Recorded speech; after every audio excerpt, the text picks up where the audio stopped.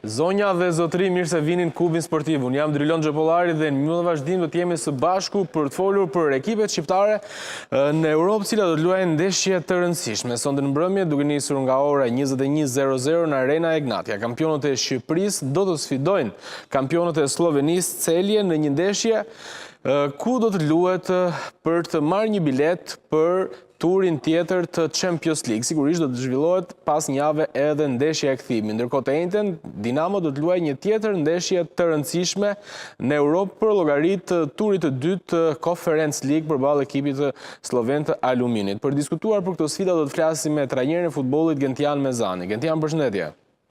Përshëndetje. Ndeshje shumë e rëndësishme, sonte në mbrëmje Egnatia vjen me moralin e lartë pas suksesit 6-1 në takimin e fundit zhvilluar pikërisht në këtë stadium në turin e parë. Si e pret këtë sfidë? Mendoj që e pret me një motivim mjaft të madh pa diskutim, sepse normalisht nuk ishte pak një kualifikim i Egnatias, është një diçka tej mase e pozitive për vetë skuadrën, nuk diskutohet ajo dhe normalisht përveç se të ardhurave është dhe pjesa tjetër nuk diskutohet, sepse që të ardhurat për një klub janë shumë të rëndësishme dhe një klub shqiptar, siç i kemi në klubet tona në momentin që kalojmë ture, janë shumë e rëndësishme sepse japi një stabilitet akoma dhe më të madh financiar, edhe pse Egnatia është një nga ato skuadra që nuk ka pasur probleme dhe nuk do të ketë mendoj kur probleme të tilla, kështu që pa diskutim që është shumë e rëndësishme edhe për këtë pjesë. Si shikon diferenca ndërmjet dy ekipeve, kampionët e Slovenisë përballë, nga ana tjetër një Egnatia e cila është përforcuar edhe në merkaton e verës, duke marrë disa elemente rëndësishëm, si Jago nga Vllaznia, kthen Drecën, por gjithashtu edhe Loukili nga Elbasani. Shiko, nuk është se duhet jemi inferior, mendoj, sepse futbolli jonë është rritur jashtëzakonisht. Kohët e fundit skuadrat tona kanë treguar një futboll mjaft të mirë dhe një rritje jashtëzakonisht shumë të mirë, duke marrë edhe duke sjellë dhe lojtar, duke bërë merkato, pra me lojtar shumë cilësor në Tani, të kundërshtoj pak, edhe ai shumë lojtar cilësor nuk kemi parë se Vllaznia u eliminua në mënyrë të turpshme nga Malisheva. Një sezon më parë ekipet tona zhgënjyen duke pasur performancat nivelit poshtë mesatar në Europë. E kam në këto momente, për post Vllaznis, pjesa tjetër dhe Elbasani, unë mendoj që është eliminuar me fat, sepse e meritonte më shumë Elbasani të kualifikohej. Gjithsesi Vllaznia ishte një skuadër që pati probleme, sepse sipas asaj që ne kemi lexuar ose që kemi dëgjuar është thjesht çështje e bllokimit të merkatos dhe normalisht nuk arriti dot që të regjistronte lojtarët dhe kjo ka qenë. Po ky është problemi i klubit. Klubi punon gjithë sezonin që ta ketë gati merkaton, të kenë gati ekipin dhe vjen qershori largon 70% e ekipit. Si do kesh rezultat në Europë kur bën këtë gaf, që është e përsëritur vit pas viti? Këto janë objektivat e Vllaznis, por nuk është Vllaznia që simbolizon vetëm kampionatin shqiptar, prandaj unë te kjo pjesë e kam. Dinamo 1, Egnatia 2, pa diskutim janë dy skuadra që kanë stabilitet si financiar, si në cilësi të lojtarëve dhe kisha në përgjithësi për këto dy skuadra që kanë bërë merkato të mirë dhe pa diskutim që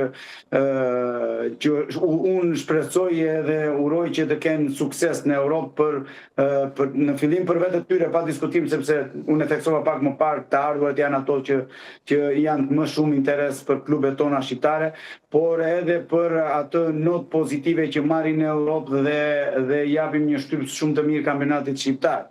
Për post Vllaznisë e theksoj prapë që pa diskutim pati problemet e veta në këtë fazë. Elbasani mendoj që ka merituar të kalonte dhe së bashku me Egnatian dhe me Vllaznin, me Dinamo mund të ishte një skuadra e tretë që do të garonte në kupat e Europës, pra në Conference League dhe në Champions League. Megjithatë që ndrojmë edhe pak tek Egnatia, si e shikon këtë ndryshimin që ka bërë trajneri Dede, rezultat, loja, stili që aplikon, golat që janë shënuar, disa pozicione kanë ndryshuar me Grudin që është rikthyer dhe duket sikur është një Egnatia tjetër.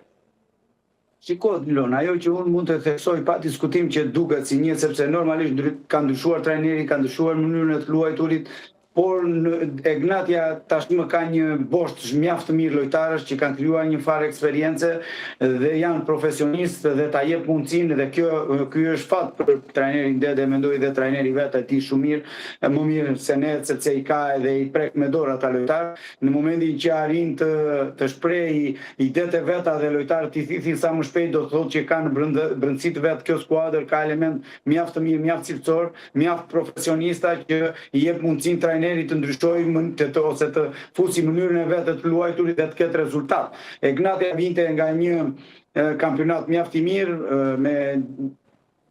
me rezultate pozitive, pa diskutim, dhe merita e trajnerit Dede mendoj që ishte në momentin që ndryshoi mënyrën e të luajturit dhe gjithçka, arriti të kishte rezultate përsëri. Pra do të thotë që ka një merit mjaft të madhe sepse është shumë e rëndësishme në momentin ndrimi i trajnerit të ketë vazhdimsi skuadra. Dhe kjo Egnatia e pati vazhdimsinë. Mendon që kjo Egnatia i ka shanset, potencialin të futet në grupet e një kompeticioni dhe Conference League duket më e mundshme nëse kalon edhe në turin e dytë Champions? Unë uroj dhe shpresoj që Egnatia të futet në Conference League, në grupet e Conference League, sepse është shumë pozitive.